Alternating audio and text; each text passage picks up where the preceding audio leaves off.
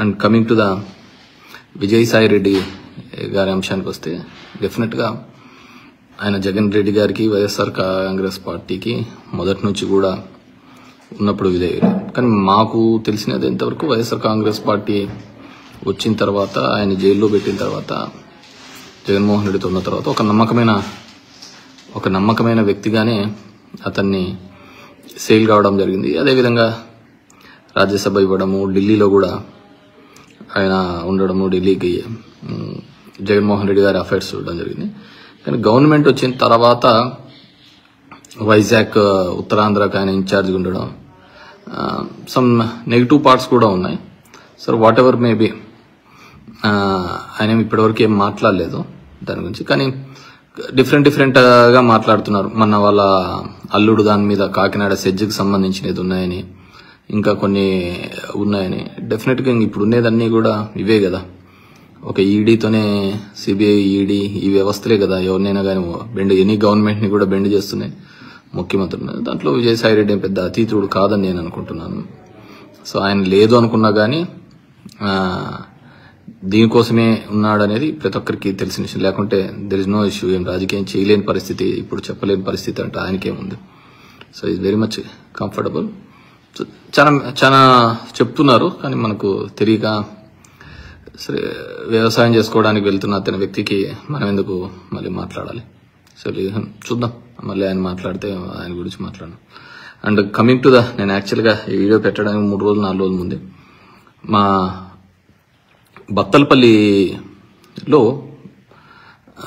నియోజకవర్గంలో ఉన్న ఒక వ్యక్తి పిల్లోడు మన నారాయణ కాలేజీలో సూసైడ్ చేసుకోవడం, చనిపోవడం జరిగింది. ఒక రైతు కుటుంబం సంబంధించి 3,40,000 ఫీజు ఆ పిల్లోడు 1,50,000 దాకా కట్టడం జరిగింది. ఇంకా కొద్దిగా కట్టవలసిన ఉన్న పరిస్థితి, కానీ కట్టలేని పరిస్థితులలో ఆయన మీద బలవంతమని. సో ఈ కార్పొరేట్ స్కూల్స్ మీద నేను మొదటి నుంచి వ్యతిరేకమే. ఈ కార్పొరేట్ స్కూల్ పనిచేస్తున్న పద్ధతి కానీ, అది ఏ విధంగా టార్చర్ పెడుతున్నాయి, ఏ విధంగా చేస్తున్నాయి అని చెప్పేసి, ముఖ్యంగా ఈ చైనా కాలేజీలు అంటే చైతన్య నారాయణ, భాష్యం, రవీంద్ర భారతి, నేను ధర్మవరంలో అవి క్లోజ్ చేయించడం జరిగింది. సో దాని మీద కూడా నాకు నిష్ఠూరాలే. బికాస్ మంచి ఫెసిలిటీస్ ఉండాలి. ఇప్పుడు ఆడుకోకుండా, ఇప్పుడు చదువుకోకుండా, ఫిజికల్గా స్ట్రెంత్ కాకుండా ఇంకెప్పుడు చేస్తా అంటారు. ఈ ఫీజులు, ఫీజ్ స్ట్రక్చర్ చూస్తే భయపడుతుంది. మేము ఇంజనీరింగ్ వరకు కాని ఫీజు ఇప్పుడు ఒక 1 yearలో కట్టాల్సిన పరిస్థితి ఇప్పుడున్న ఫీజ్ స్ట్రక్చర్ ఆ విధంగా ఉంది. కానీ నాకు ఒక డౌట్ ఏంటంటే, మామూలుగా ఇప్పుడు ఎవరైనా కానీ బిల్ గేట్స్ దగ్గరికి పోతే, నువ్వు ఇక్కడ కంప్యూటర్స్ సాఫ్ట్వేర్ కానీ, మైక్రోసాఫ్ట్ కానీ ఇక్కడ డెవలప్ చేయాలి ఆంధ్రాలో అంటారు. అట్లాంటిది నారాయణ వాళ్ళ కాలేజెస్లో నెంబర్ 1, 2, 3, 4, 10 వరకు వాళ్ళకే ర్యాంకులు వస్తున్నప్పుడు, ఆయన అతన్ని ఎడ్యుకేషన్ మినిస్టర్ గా పెట్టి ఇక్కడున్న గవర్నమెంట్ స్కూల్స్ ను కూడా అదే విధంగా డెవలప్ చేయొచ్చు కదా. మామూలుగా హీజ్ ఎక్స్పర్ట్ కదా దాంట్లో, మంచి చదువులు చెప్పించడంలో, మంచి ర్యాంకులు తెప్పించడంలో నారాయణ ఎక్స్పర్ట్ అంటున్నారు. అలాంటప్పుడు అతనికి ఆంధ్రప్రదేశ్లోని విద్యా విధానంలో ఏ విధంగా పెనుమార్పులు తీసుకొని వచ్చి పిల్లలకు కూడా అకాడమిక్ ఆ విధంగా ఇంప్రూవ్ కావాలని చెప్పేసి చేయొచ్చు కదా. ఎందుకంటే చేస్తే గవర్నమెంట్ స్కూల్లో పిల్లలు బాగుపడితే ప్రైవేట్ స్కూల్లోకి ఓడిపోతాడు, పోడు కదా. మా జగన్ రెడ్డికి అప్పుడు తిక్కబట్టి ఇవన్నీ కూడా గవర్నమెంట్ స్కూల్లో అన్ని ప్రైవేట్ దాంట్లో కాంపిటీషన్ అన్ని పెట్టి చేసి ఆ ప్రైవేట్ స్కూల్లో వాళ్ళందరూ మాకు నష్టం వచ్చిందని వాళ్ళు ఏడ్చి మా మీద ఇన్ని తెచ్చుకొని రావడం జరిగింది. వాట్ ఎవర్ మేబీ, అందరికీ కూడా once again happy republic day. What ever maybe, Sai Reddy అంశం కావచ్చు, ఇంకో అంశం కావచ్చు, వైఎస్ఆర్ పార్టీకి వచ్చే పెద్ద నష్టం ఏం లేదు. ఎందుకంటే నేను మొదటి నుంచి చెప్తున్నాను, వాళ్ళ ఇంట్లో వాళ్ళే ఇతను వ్యతిరేకించినారు. వాళ్ళ ముందు చూస్తే వీళ్ళు పోయేవాళ్ళు కావచ్చు, ఉండేవాళ్ళు కావచ్చు, ఇట్స్ నాట్ బిగ్ డీల్ అని నేను అనుకుంటున్నా. ఇంట్లో సొంత చెల్లినే ఇతని నాశనాన్ని నిరంతరం కోరుకుంటా ఉంది. అది చంద్రబాబు కన్సర్నర్లో ఉండో లేకుంటే ఇంకోరు కన్సర్నర్లో నడిపిస్తున్న విషయం మనం చూస్తున్నాం. అలాంటి వాళ్ళ ముందరనే వాళ్ళనే ఎదుర్కొని ఇవన్నీ కాదు అని చెప్పేసి జగన్మోహన్ రెడ్డి ముందుకు వస్తున్నాడు.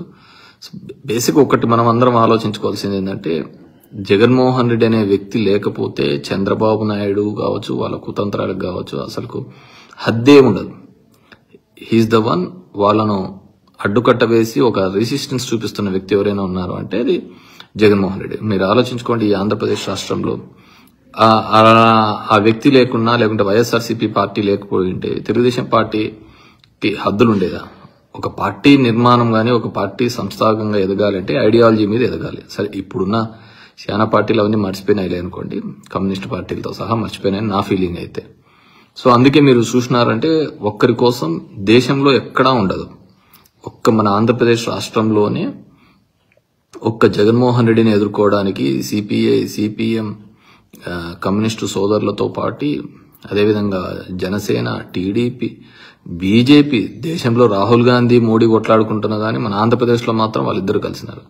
అన్ని పార్టీలు ఒకరు సైడ్ ఏకమైనారు అంటే దట్స్ నథింగ్ బట్ ఇక్కడ అంత బలమైన నాయకుడు ఉన్నాడు, బలమైన నాయకత్వం ఉంది కాబట్టి అంతమంది ఏకమైనారు. డెఫినెట్ గా వి విల్ మళ్ళీ గెట్ బ్యాక్ అవుతామని నేను పూర్తిగా నమ్ముతున్నాను, విశ్వసిస్తున్నాను.